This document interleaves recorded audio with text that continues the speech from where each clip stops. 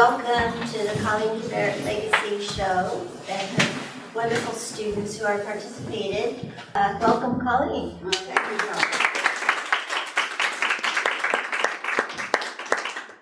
you. Thank you all for coming. This is a power place and a power moment and a power group of people. Why does it matter that we're together today for this reason? It's because the collective unconscious needs us. And I think that's what all of this is about, if you wonder why it matters. But we're all living out of a collective unconscious, our own unconscious, on the road, determining what we're doing all the time. And the collective is huge. And the collective is out of balance right now. So that's sort of the basic premise from which I come.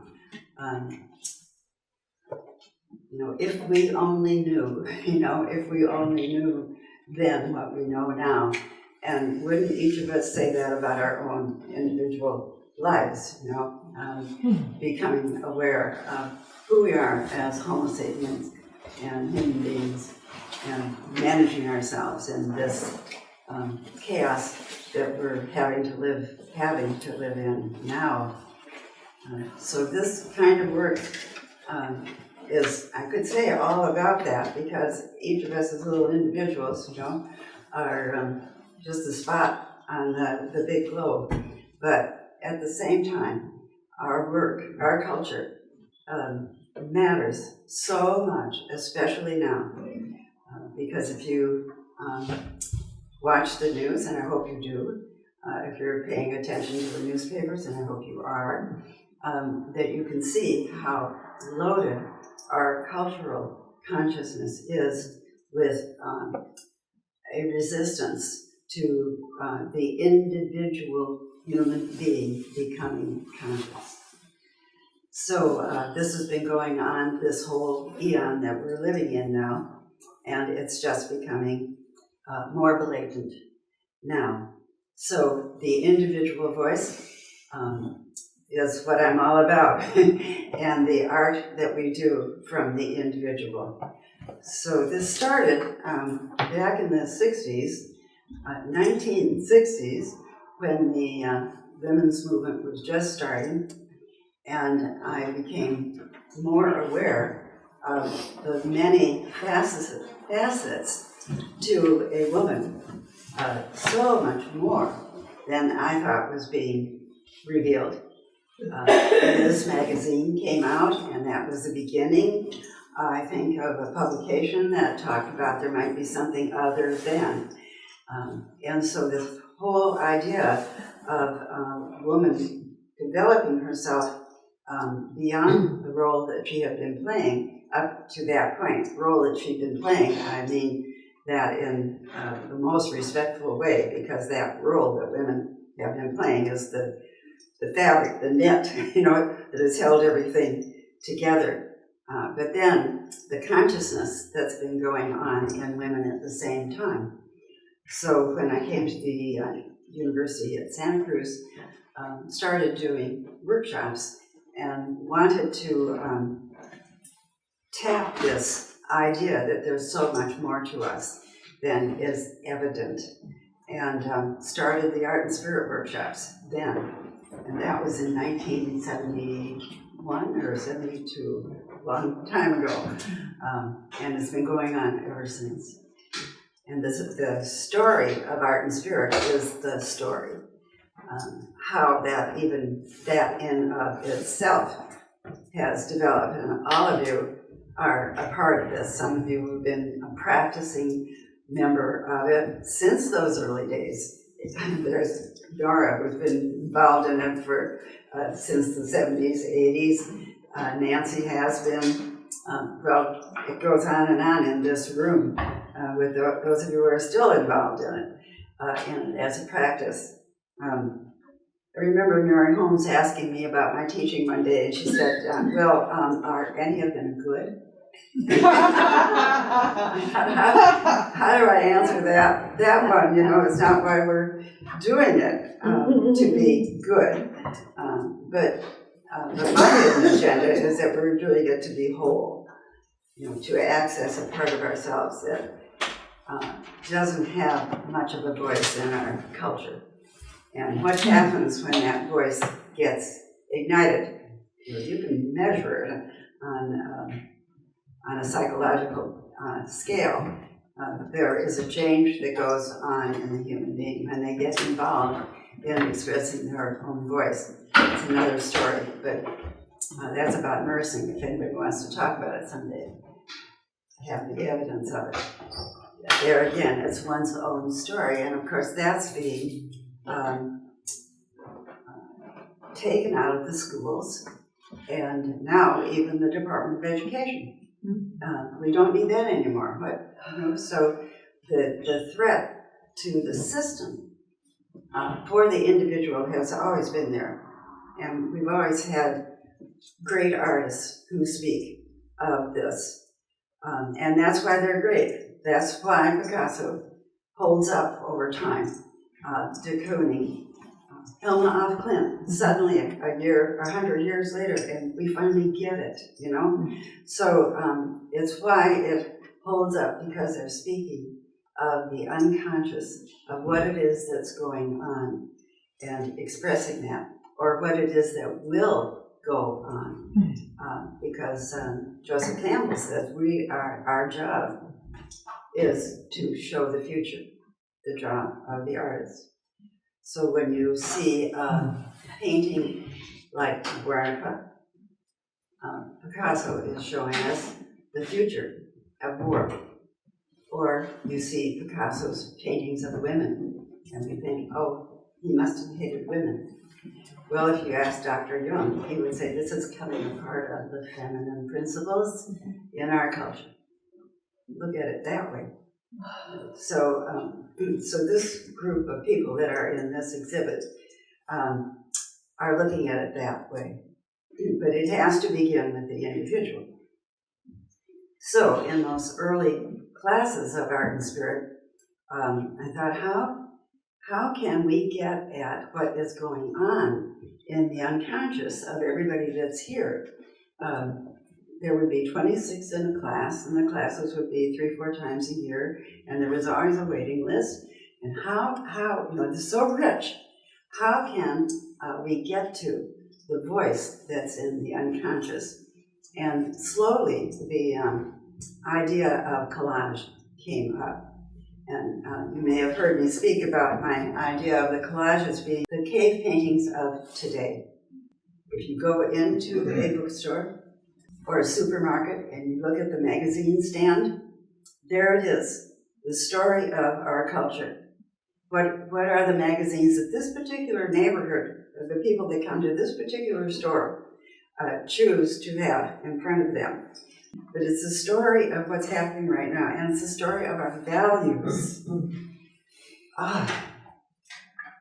So the values that are being presented to our young women, for instance, when you look at Bazaar and Il and Evie,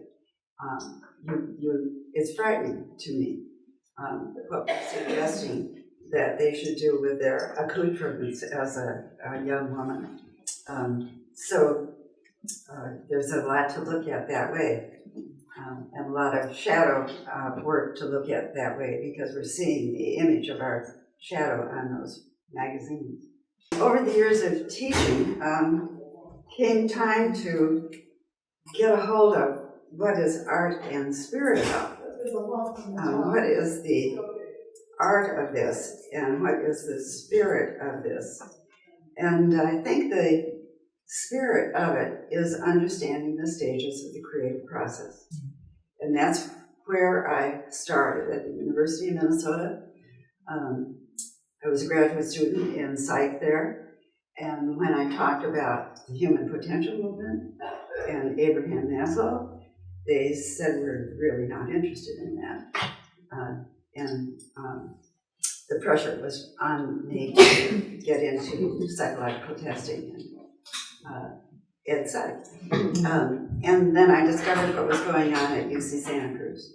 And the human potential was born along this coast together with voices from the East Coast. But Maslow talked about the human potential movement, said, I will name it that, and he did. And it's about the human being becoming self-actualized. And he said, why are we only studying sick people in psychology? Why don't we start to study the healthy people and find out what's going on with them? And why don't we find out if artists are really crazy or not? What is going on? And one of the things that he discovered before I met him, it was in the Psychology Today publication, which had to be in the late 60s because it was still Minnesota, I think. He did a study of graduate students, art majors, graduate students at UC Berkeley, and a study of schizophrenics who were artists and locked up. And he gave them the Minnesota multiphasic, and he gave them, measured them on the ego strength scale. And he found both groups to be just as schizophrenic, the graduate students and the schizophrenics that were locked up. What was the difference? The difference was ego strength. The people who were locked up did not have enough ego strength to understand where they were at the time that they were having a psychotic break. Nor did they understand that the building is burning down and best they get out, or it's time for dinner, or to be able to manage themselves in the process itself. That was the difference. And I think it's important to begin to understand that about our personalities. And on the other hand, what a healthy personality is, it is. I think another thing that he found out was that the women who were practicing their creativity were more masculine than the average woman, average what that is, but on those scales, and had more masculinity going and were more feminine. Both. And the same was true for the men, that the men were higher on masculinity scales and higher on femininity scales. All of this is easier to live with. How do we get this up, so that we're living out of these characteristics? Mom, how would you define masculine and feminine? I think throwing those terms out right now for a lot of people, can you just give 60-second what that means? More masculine, more feminine? If we take a look at Carl Jung's description of that, it would be that the women are more activated in terms of what it is that they're doing. They're more spirited. They're more willing to fight for what it is that they want to do. They're more likely to take territory. For instance, territory in their homes for a place to work. Territory in terms of time to be able to do their work. So they're more able to activate that. In terms of the men, it would be more open to change, more flexible with change, more willingness to look at the mystique of life.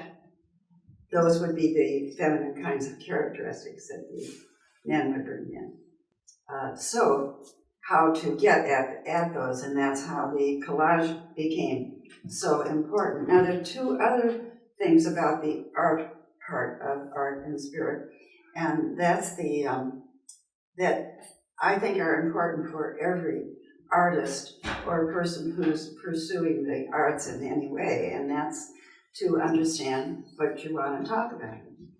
And we've gone through a whole period in the arts of, just let it happen. Just be free. Just be open. Be more creative. Remember your childhood. this is hard work. This is hard work to just be open and to just be more free. So that understanding of what is the practice of it in terms of the going through the stages of the creative process and then finding out what you want to talk about.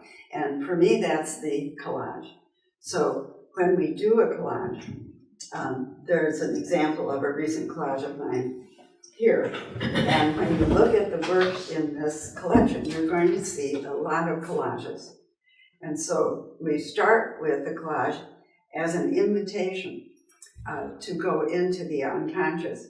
You might notice that most of them have been made on a piece of black paper because I like to think of it as coming out, of inviting the unconscious onto a dark stage.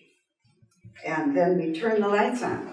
The different characters come from backstage onto the collage. They come, and they're coming from the magazines, the images are. So we lay them down on a black piece of paper. Then so here we're getting the story of what's going on in the unconscious, but it's very full. I made the mistake when I first started doing this of telling people, make it as big as you want. Let them all up, you can do it. Well, some people, I need more paper. And we ended up with huge collages, and it seemed perfectly wonderful at the time. However, I was trying to understand what is the pattern going on here when people are laying things out. What is the pattern? And I had been told by a group of Jungian women about a map that I could use to look at a collage. I think there were some just sitting here, but there are some. There's one in my book, and when I asked, yes, this. So these women told me about this map, and they weren't talking about collage, however, they were talking about paintings, and that the human being is inclined to put the self in the middle, and the unconscious images on the left, and the conscious images on the right. And the studies claim that it doesn't matter one's ethnic background. I'm not sure how much that's been tested and looked at. But I have seen thousands of collages, and they tend to look this way, that the unconscious is on the left, the conscious is on the right, the conscious is on the top, and across the bottom. And the big spot is the lower left-hand corner. And that's usually where the shadow is resting. And it's I was told this is the creative wellspring. And I believe that. But when I went back to my teachers and I asked them where this came from, they said, never heard of such a thing. Know nothing about it. And so I've done a lot of research on this, and if anybody can come up with it, I would love to know. There was a suggestion that maybe Doris Kolff, who's at the Jungian Institute, that would be the Jungian connection. And so I studied her sand tray therapy, and there's not this kind of a map, but what I did learn from her is that keep it down to 19 by 24 or 29 inches. That with her sand tray, she said, if you get any bigger, you're getting out of the here and now.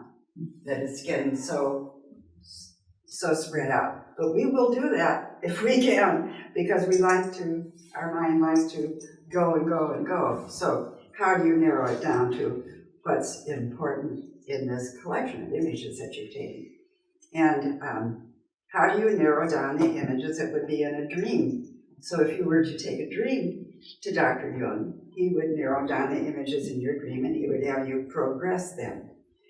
With the collage, we narrow down the images that are important and then progress them. So an example would be a collage that I've worked on just recently.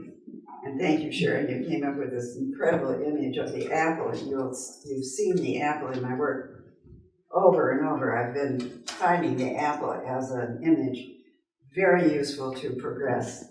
And I make a workbook out of it, and the apple can become a sculpture, as you see in the other room. So I use these images of other artists and other images of the apple to inspire my work. For instance, using the apple as an image for my vocabulary. When Hillary Clinton lost the election, I was crestfallen. That's the best word, crestfallen. What is this? What does this mean? And I did a little sculpture of I must do something. I did not know what, but it's the piece behind you, right underneath my collage there. And I'm sitting in a chair. The apple was not there. I'm just thinking I must do something. And there's a snake wrapped around the bottom of that chair. And what could the snake be? But I felt like I was being invaded by a snake. What is that? I must do something. And so I started doing images of the apple in the garden, of women blithely playing in the garden. Do you hear something? Has something come into our garden? Is there something going on?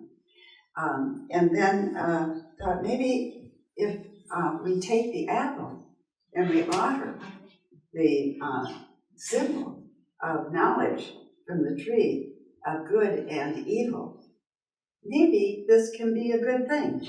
So these two pieces, this was the first one for you, Mr. Trump. It's actually titled For You, Mr. President. I think it counts for any president, actually, but I offer the apple. And and I have my navigator earpiece on. And then there are ruffles to distract the seriousness of this moment. And so then it wasn't working. So I didn't feel like the principles of consciousness were being received. And so I did this one. I thought, well, we need a little more makeup. We need more ruffles. And offer the apple again, and maybe it'll be taken. I think 6 months later I did this one, and this is so many apples, so few takers. And it just, and then I think the one back there next to my son is reluctance. Bad things were happening, and now I'm not sure that I'm even going to offer my apples anymore. And that was probably that first 4 years. I see the one that's straight through here that I can see is Eve's Lament. And she's in this position with the apple, lamenting that consciousness doesn't seem to be raising.